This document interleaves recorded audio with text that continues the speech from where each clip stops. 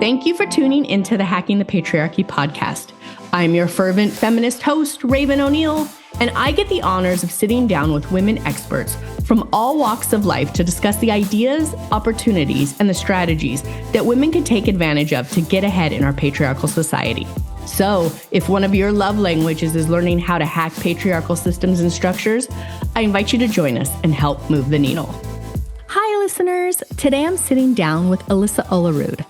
Alyssa is the founder and CEO of Fearless Media, where she empowers business owners and professionals to share their stories and connect with their audiences on social media. Before diving into entrepreneurship, Alyssa pioneered a remote program for a nationwide sales team, teaching them to leverage social media to expand their territories. Results boasted a 24% increase in success metrics, and since then, she's trained hundreds of sales reps on how to best use social media. She lives by the philosophy that social media doesn't need to be complicated. Rather, it's a powerful tool for finding your next best client. And if anyone knows a thing or two about balancing complexity, it's her, juggling the chaos of raising 2 toddlers while fearlessly navigating the business world. Alyssa is a New York native who now calls North Carolina home. She's an avid reader, a diehard sports fan who started her career working with the New York Yankees and the Philadelphia Phillies. Let's offer Alyssa a warm welcome. Welcome, Alyssa. I'm super excited to have you on the show today. Hi, Raven. Thank you. I'm so excited to be here. Yes, we're going to have a great conversation about community building and what community and network mean to your entrepreneurial journey, along with some personal branding. So our listeners are going to get all the good information today. Are you ready to dive right in? I am. Let's do it.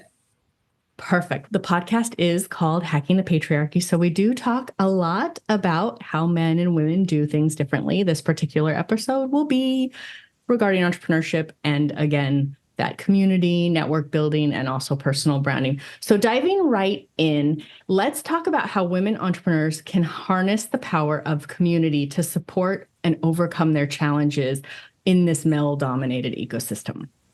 Sure. I think that as female entrepreneurs, there are so many resources and business communities out there, and it's really up to us to simply lean in.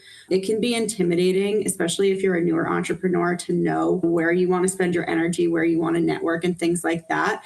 But I tell people all the time, you just have to lean into your local community or even your online community.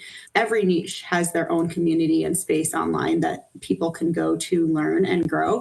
And so it's just taking the time to actively do that I think is important. I feel like I've had several conversations for this season already about the importance of network and community, but not from a curating or being involved, leaning in. It has been like just necessity and doing the darn thing. So in regards to community and networking, do you yourself have a methodical approach to how you approach networking, or do you just put yourself out there? Yes and no. Prior to owning this business, I was in sales roles where I had bosses who would send me to a networking event and judge me based on how many business cards that I got. And that always felt so disingenuous. I hated it. Like, I avoided networking at all costs for a very long time. And when I started my business in the beginning, word of mouth referrals kept me going for a little bit. But then I got to the point where I knew I needed to network out of necessity. But I was very purposeful. And when I say lean in, I say that from a place of, I went in without expectation. Nobody was judging me on how many business cards I was bringing home at the end of the day. So I could go to events and I could feel a vibe. And if I didn't like it, I didn't have to stay. But if I liked it, I could stay for as long as I want. And I did the research because where we are in the triangle, there are so many opportunities to go out and meet people and meet other business owners. I tested different things and I ultimately found a group that I love. And it not only changed my business, but it changed the way that I network, the way I approach networking, and the way I approach community in general. In regards to community, are there any communities you really feel people should look into when they're first starting out? So again, that methodical approach, but there are all kinds of resources that offer the same stuff. And then I'd say that there's so many resources that no one even knows about. So when I first started, all I knew was the chamber, because again, coming from a corporate background, we push. You join the chamber, you go to the chamber events. It is what you do. I still, a year or so into this, have not joined a chamber. I started my research there, but through that, I learned about the other happenings in the community. And I would Google things, I would look up things on social media, and I would just feel out like, where do I think my people are? I wanted a networking group or an event that, one, was predominantly female. I find that connecting with other women entrepreneurs just fulfills me. I have nothing against working with men. I have plenty of male clients, but I love connecting and learning from women. So I actively seeked that out. And it's crazy what you can find. If you just type in women's networking group in your area, there's going to be 75 things that pop up. And some of them might be legit and some of them might not be. You just have to do your research and you can show up. Like, you can go to an event, and if you don't like it, you don't go back. But if you go to the group and you do like it, then you continue to go back. And it's just trial and error, I guess. Yeah. Yes. Trial and error of networking. It's like speed dating. It is though, right? It is dating. You go to these events, you're like, I'm never going back to that one, or that one was good. Right. I'll give it a second try. Mm-hmm. Too many similarities there now that I think about it. Let's pivot just a little bit and talk. I know we were going to dive into partnerships today. And I think that this is a great lead-in because in regards to community and networking, I know that some communities and some networks are like, we only allow one of this, one real estate agent, one marketer, one of these. Others are, it's a free for all. Doesn't matter, come as you are. Yeah. And I really feel like in business, I love that some of those are like, no, we only allow one of each, because it allows for that cross-pollination and for that to be your referral. Right. But also partnerships are really important in the beginning for so many reasons. So how to utilize your community and your network to build the right partnerships? I think that's a great question. And to your point about whether you want to join what I think is called seat specific or just like a more general networking group, I don't think there are any rules. So personally, I belong to two. One is seat specific. One is more of like a women's empowerment group. And I get different things from both.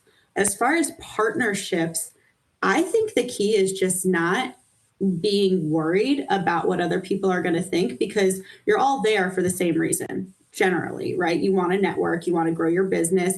Most of the time, you want the other people to succeed, or at least you should, right? So, I mean, one of the greatest partnerships I've had started out as a really silly idea that I was almost too scared to bring to the other people. And I think now, like, if I didn't bring it up, we would have never had this community that we have now. I had an idea to do a social media giveaway. I wanted to partner with two women in my network who I really didn't know them that well. I didn't know them as friends. I just liked and respected them as business owners. And I asked them to do a social media giveaway with me. And that turned into us actually hosting a 2-day business retreat. So the giveaway never happened. Like, we put our brains together and we came up with this idea and we hosted a women's business retreat. And now those women I consider to be great friends of mine. So partnerships, like, you're going to get ideas when you're networking and you're excited about what you're doing. They're going to come to you and they might feel silly, but I think my biggest piece of advice would be to just lean in. I'm going to say that a lot, probably, because I feel like that's what you have to do. You have to lean into your ideas and trust yourself with the knowledge that you have and what you bring to the table. And something might come from it, something might not. And either way, it's a learning experience. Entrepreneurship in general is like a huge learning experience. Yes, that is. You're going to learn all the things, sometimes slowly, sometimes quickly, because it is hacking the patriarchy. And we do talk about the difference on how men and women do things. This particular topic is how men and women do entrepreneurship differently, especially as it relates to community network, what you've seen, what that difference is, and what we might be able to take as women and do more like men. Sure. So when I think of men networking, they're going golfing. That's a generalization, really. But I've told myself I'm going to go take golf lessons because I don't not want to sit at that table because I don't know how to golf. That's not going to stop me. So I just have to learn how to golf. But they do it like it's, hey, in the middle of your backswing. So about that $1 million deal, like, I don't get how men do that. again, it's something I want to learn. Women, I think we go into networking a little bit more relational. Like, I want to know you. I want to like you before I do business with you. I'm not just looking at the bottom line. That sales number is absolutely important, but it's not where my brain goes first. And I think that's the biggest difference between men and women. And again, I know that's a generalization. It's not that way for everybody, but that's just what I've seen. And to that point, I think men are able to go right to that number, right to that pitch because of the confidence that they have and what they offer and who they are. Sometimes the confidence isn't even warranted, but they still have it. So I think we need to tap it. Like, I just want 50% of that confidence that they have, and I'll be great. Gives me a great idea. We should follow this up with starting a business where literally we take you out to the golf course and we just teach you how to throw it out there. Like, we're going to teach you how to golf and throw it out there. Get on the golf course. We'll teach you how to hit balls. And while you're doing it, just say the damn thing, no matter what it is. Yes, this is a partnership idea. And that is what I'm talking about. Like, the best ideas, collaborations, partnerships come from conversations like this. And for men, they happen on the golf course. So we need that space too. And for us, I think it shows up as like women's empowerment groups and things like that. But there's a balance. We can strike a balance there. Yeah, we can make negotiations. Yeah. So you touched on something that I do want to circle back to, which was how women and men do approach it differently. And again, we're making assumptions, but we can make a pretty good assumption because we've all experienced it firsthand. So women do have that more relational viewpoint. It's far more, it was mentioned in a previous recording too, where we talked about the fact that we need to have a couple conversations, get to know you, get a gauge on, is this a great fit? And going through those motions, whereas men are able to cut to the chase. So how might diverse founders better utilize the strengths of vulnerability and relationship building to make the process of launching, starting, growing, scaling a little bit easier? You can say lean in. You can say lean in. Yeah, this is our phrase now, lean in. We should trademark it. I think what's her name? Oh my gosh, why is it escaping me right now? Oh, I'll come back to it. She does. Someone has it trademarked. Dang, that sucks. But no, really, you mentioned the word vulnerability, and you can feel vulnerable. You can feel a little anxious when you're starting to network, and that's okay. I think that the people who you are going to connect the most with, they're not going to judge if they sense that in you. I think, to take it even a step further, some of the people that I've connected the most with have ended up being mentors for me, or people that I've ended up mentoring because I could see, or they could see, my vulnerability. I don't think we need to put on a mask and hide who we are and what we're excited about and what we're nervous about. All of those things are great conversations that we can be having in a business setting. Following through with building those relationships, even if it feels scary, I think is just what you need to do. And I know that that's easier said than done, right? But I think it's just taking that first step, and then the rest falls into place. I'm going to shift the conversation just a little because I want to lean into your marketing background and really talk about personal branding and some marketing tactics for those listeners that are looking at that in addition to the networking and community. So my question for you is, how can women entrepreneurs adapt to and capitalize on emerging trends in their industries, particularly when navigating male-dominated spaces? Sure. So trends, especially with social media, they're popping up all the time. And I tell people it is good to lean into a trend, but you don't want to force it. Not every trend is for every business owner, just like not every networking group is for every business owner. But I think if you're cognizant of who you are, what your business offers, and you just simply know your shit and you trust yourself, then you'll be able to identify what trends can easily relate back to what you do. So to give a good example would be, I'm going to stick with social media since that's what I do. Memes, right? Right now, I have a client who is working with a company that specifically puts ad money behind memes that we make for her. There's a whole industry. We need to pick which memes that she wants to capitalize on. And there have been some where I'll say, this is not a good fit for you. It's not a good fit for what you do and the audience that you're trying to attract. Let's look at this instead. And it's fun because memes are silly. Like, they're not serious. We get to identify what we think her ideal client is going to be interested in.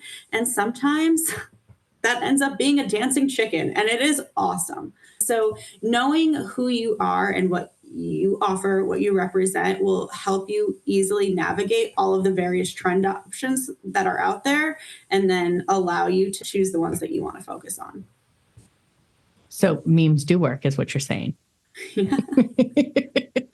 Yeah. I've tried a couple. They don't work. For me, I'm like, nope, let's not do that anymore. All right. Shifting gears again, because I want to cover so much ground with you while I have you here. Looking at entrepreneurship from the female lens, I know that I try to lead with how can I support? And I end up giving a ton away for free because I want to see everyone succeed. But when we're talking about striking a balance between being an entrepreneur and reaching your bottom line while also wanting to uplift and support others, how can we do that? Girl, if you figure that out, please let me know. I think that is something that we all struggle with. And I think that's a good thing. There are times that I still don't feel like I have it figured out. But I think the easiest explanation I can come up with in my mind is, when someone is providing value, there are two ways. You're going to provide value organically. Like, a question can come up in a conversation like this. You share what you know, you share your knowledge. Or something can come up and someone wants to set a meeting with you, and you go into it with the idea of, my hands out. What am I going to get from this? And that is where I think in the beginning of building a business, you might make some money by putting your hand out. But long term, it's not sustainable, because people need to trust you. They need to like you. It all goes back to credibility. And if you are only taking and you're not giving, it's not sustainable. But again, we're talking about balance. And I think it's just trusting yourself and your boundaries and how it feels. And it might be different. You should have a baseline of what you're comfortable giving away, right? But it might be different based on your conversation and who you're talking to and how you feel at that moment. I think a good example of a boundary would be a recent experience where I messed up. I did not set a boundary. I went into a discovery call with someone where I had one expectation of just learning if and how I could help them, what they needed. And they came in thinking that it was like a consultation. They wanted all my time. They wanted me to answer questions right then and there. And as business owners, it is up to us. It was up to me in that moment to find that boundary. Here's where I think I can help you. Here's what I'll be able to do and how it works. But none of us have the time to sit there and give it all away for free. So it's something that we learn over time. And again, I don't think it's the same for everybody, every client. I think it's just something where we have to trust ourselves and make sure we're making the right calls and what feels good for our business and will still pay the bills. Thank you for that. You made an excellent point that I want to throw in here because I don't know if we're going to cover it anywhere else in this podcast, but in regards to the boundaries, those boundaries and knowing your cutoff, is that you can also fire clients. Don't be afraid as an entrepreneur to fire your clients if you need to. Absolutely. Absolutely. I wish someone told me that from day one. Yeah, no one told me at day one either. That was a lesson learned. And I questioned it the whole time. Like, this has become really uncomfortable for me. I'm not having fun anymore and I don't enjoy this. And then it just took someone else being like, well, if you're that miserable, just let it go. I was like, I can do that. Yeah. And do you think that you were feeling miserable with this client because of the lack of boundaries? Yes. Oh, absolutely. Because I didn't set them up in the beginning. Them up in the beginning. So therefore the whole thing just trickled down. But then once you're that far in it, you usually cannot go back and be like, I'm going to set this boundary and it's going to change our entire dynamic. No, it just had to come to an end. Yeah. In the beginning, I don't know if this is a generalization or not, but for me, I was like, I will take whatever client I can get. Cool. I will answer you at 11 p.m. when I am getting into bed because I want you to think I'm awesome, but Same. not sustainable. Same. So that's a good nugget for our listeners. It is okay if you are just starting out and you have not set a boundary or someone is just stepping on your boundaries. It is okay to fire the client. Yes. And take it as a learning experience and make sure you set that boundary with everyone you meet, every client moving forward. I love it. And I love that we just segued into my next question because we did talk about a pitfall and how to mitigate it. And so in regards to your background and marketing and branding, what are some pitfalls women entrepreneurs make and how can they avoid them, overcome them? Sure. Yeah. So I think there are two main areas where people get stuck when it comes to personal branding. And when I talk about personal branding, I'm talking from the lens of building your personal brand on social media. That's something that I work with business owners, business professionals on. And a lot of times what I see is that a business owner will say, this is who I am. This is what I do. So I'm Alyssa. I own Fearless Media. That's it. Like they don't think their story is cool. But we all, as entrepreneurs, we got here somehow. Something happened that encouraged us to start our own business or forced us into starting our own business. We have a history, we have expertise, we have all of these things that got us to where we are. And that story is your personal brand. That's how you connect with other people. That's how you find your dream clients. So part of my marketing and what I do with people is finding that story and what they think is mundane. I help them paint the picture like, no, girl, you did X, Y, and Z, and that's how you got here. And people are going to love that. You have to talk about that.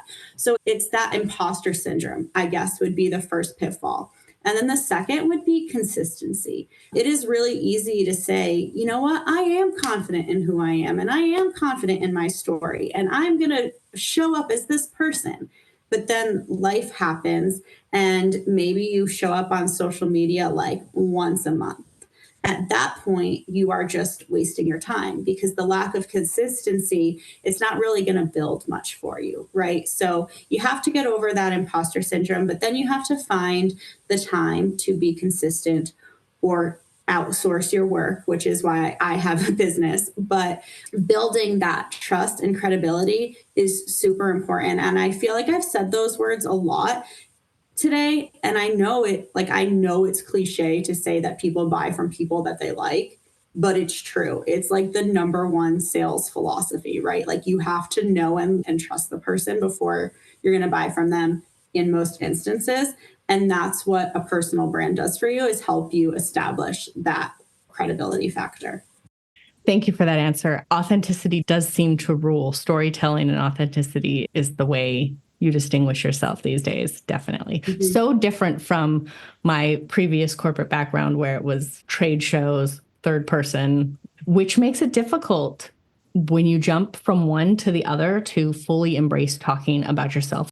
Let's talk about well-crafting personal brands. Let's dive into how you might stand out when you're in a market that is more male-dominated, or just in general, just the fact that personal brands, I do find, and again, now I'm making assumptions, but I do see a lot of male-led brands that are very out there. They are very almost like loud. Dare I say loud? Because we're not talking about a physical thing. We're talking about just shouting the vibe is loud. Exactly. And I don't see a ton of women that are necessarily like that. And so like when you are attempting to be seen and heard in a room full of shouting, how do you do that? How do you craft that? How do you navigate it? Mm-hmm. So I'll go back to what I just said about telling your story, right? So I think there are a million podcasts, there are a million social media agencies, nobody's original, but everybody's story is original. So I know authenticity is like a buzzword. People use it in their marketing all the time now, to the point where it's become cliche. Like I had someone tell me, I use the word authenticity all the time because it is super important to me. I think it is how you succeed. But someone told me that authenticity sounds like a word that ChatGPT came up with. And I was like, oh my God, now I have to take that out of my marketing, but you still have to find a way to be authentic, be vulnerable. When you are building a personal brand, the good thing about it is there are no rules. It is your personal brand. You can talk about the things that you want to talk about. You can share the experiences that you want to share. And granted, I mean, if you're out there talking nonsense and offending people, your personal brand is not going to be a good one. So you do want to be careful, right? But you have the ability to lead with your stories, your expertise, and be vulnerable with people along the way. And that is where they'll connect with you. Going back again to the likability, trustability factor, I know I'm harping on that, but if you could be the best at what you do, and everybody, once they work with you, might be able to say that. But if people don't know who you are, they can't find you, they don't know you exist, they're not going to work with you. They're not going to be able to know and trust you if they don't know who you are. So that's where the personal branding is so important, because we have the ability to control the narrative a little bit, because as we start to have a reputation, people are going to say one thing or another. So we want to control the narrative and what we're putting out there. We want to put our best foot forward. We want to provide as much value as we can so that our personal brands work in our favor and not against us, if that makes sense. Yeah, it does. And it's super helpful. And it made me think of, so I do want to start wrapping us up, but sure. I have several questions that I still want to dive into. And one of those comes from this conversation point. I saw a diagram the other day on social media, and it had 4 quadrants, and it was what kind of entrepreneur are you? Oh gosh, I'm gonna butcher it, but it had the bucket that was you're super good at marketing, but maybe you're not really good at what you deliver on. You deliver amazingly, but nobody knows who you are because you don't talk about it. And it had these 4 quadrants, and it kind of goes to the balance. And I would say on that, I'm on the end. I don't like to talk about myself. I don't like to be super active and hey, look at me. And I want to be helpful, but I also feel I'm really good at what I do, but nobody knows who I am because I don't do the whole hey, it's me. So striking that balance, kind of how do you set that personal brand to do everything you need it to do, or at least as much as you can? Yeah, so that is a great question. And I think a great way to wrap this up, because if anyone takes one thing away from this, I would want it to be this. Your personal brand does not need to be self-promotional. It doesn't need to be hey, look at me, I did this, da, da, da, da, da. A lot of times it can be, because you have to show off your success, and it is going to feel weird. It is going to feel awkward, but no one's going to be mad at you. The people who matter are going to clap for you, right? When you share your accomplishments. But building your personal brand is so much more than that. It is how you make other people feel. So to give an example, in a previous life, the smartest person I knew in my business was the worst person to work with. Mean, not a team player, not fun to be around. So although the knowledge and the expertise was there, the brand that this person made for themselves was, you don't want to be around them. And that's where it's the difference between who you are and what you do. Your personal brand is who you are, what you do, and how you make people feel. That last piece is so important. So it doesn't need to be, your personal brand is not your self-promotion. It is how you make other people feel and what you can provide to them. So the little nugget I always give people, if you're first starting off and you want to post something on social media, tell a story about how you helped a client succeed. Because then it's not about you. It's about the other person who won. And you're showing off your value, but you're also talking up somebody that trusted you with your expertise. And now you're promoting them a little bit too. That's the easiest way, I think, to dive in, is lean into where you helped people in the past, rather than just, I did X, Y, and Z and I'm awesome. Although it's cool to say that too, truly. No, thank you for that. Because I mean, you see it, right? And you're like, oh, that's like, you see some of the people that all they do is talk about themselves. And you're like, how are you helping? What are you doing? How are you helping? Yeah. We all know a few. We all know a few. And we all know that person that we worked with too, that they were the smartest person in the room, but everybody dreaded dealing with them. I think we all know a few of those too. I want to fit 2 last questions in just because I think it's so beneficial for our listeners. And again, getting the most we can from you in this podcast recording. Real quick, there are a ton of platforms out there. There are so many I can no longer keep track. And really in dealing with getting your personal brand out there, building your community, networking, doing all of those things online. As an entrepreneur, male or female, in the beginning, you're going to think you need to do all the things and you're going to get really spread thin and then you're going to fail at all of them. My question to you is, when you are trying to figure out what that looks like, what should you focus on and why? It's not about you. It's about where your customers are. If you work with a younger demographic, they might be on TikTok. If you work with CEOs, they're going to be on LinkedIn. It's about understanding where your customer is. That's where you need to show up.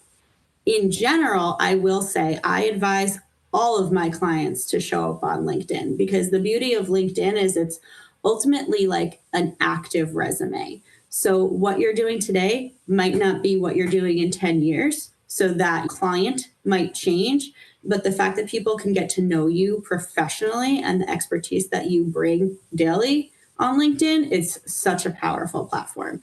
So I would suggest definitely having that in your arsenal as a business owner, and then choosing one other platform based on where your ideal client spends the majority of their time. Love that. LinkedIn, no matter what. Second, make sure you're on the one that they spend the majority of their time on. 2 perfect insights. All right. Right before we wrap it up, rapid fire, 3 hacks women can use to network, build community, personal brand. You can choose any of them, but 3 quick hacks. 3 quick hacks. Okay. 1, lean in. If you feel the fear, you still got to do it. It's going to be fine. 2, utilize social media. I have to say that because it's what I do. But like I just said, it's going to build your network. 3, believe in yourself, no matter what. It's not always going to feel good, but like I said earlier, you're going to learn something from it. And the more you believe in yourself, the more confidently you'll be able to show up in your business. Oh, I love it. Alyssa, thank you. Thank you. Thank you for joining us. For those tuning in who want to connect, want to reach out, want to learn more, how can they get a hold of you? Sure. So LinkedIn, you can find me under just my first and last name. I build on my personal profile rather than my business profile, because I think personal branding there is important. So that's just Alyssa Olerud. On Instagram, you can find me at Fearless Media. Fearless is with a Y, so it's FEARLYSS Media. And then my website is fearlessmedia.com. Awesome. I will put those in the show notes. It has been my absolute pleasure speaking with you today. Thank you so much. Thank you so much for having me. This was great. Thank you so much for tuning in and listening to today's episode. For all the juicy deets on this episode, be sure to check out our show notes or give us a holler on Instagram at Hacking the Patriarchy Podcast. And if you enjoyed this episode and you'd like to help support this podcast, don't be shy. Please share it with your friends. Sharing is caring after all. Lastly, if you'd like to lend your personal support, please take a moment to tell the world about it with a review on your favorite streaming platform. We'd be forever grateful. Tune in again soon to enjoy a brand new episode of the Hacking the Patriarchy podcast. And until next time, keep on hacking, my friends. If you've made it this far, I have one more little thing to share with you. Did you know that this isn't my only feminist endeavor? That's right, there's more. I run a media startup dedicated to providing the most current and pertinent news about women, for women, and by women. Our mission centers on delivering a platform where the latest updates regarding women-led initiatives are extensively covered, highlighting women's actions, accomplishments, perspectives, and other elements that profoundly influence women's lives and contribute to meaningful progress. I invite you to head over to femled.news to learn more.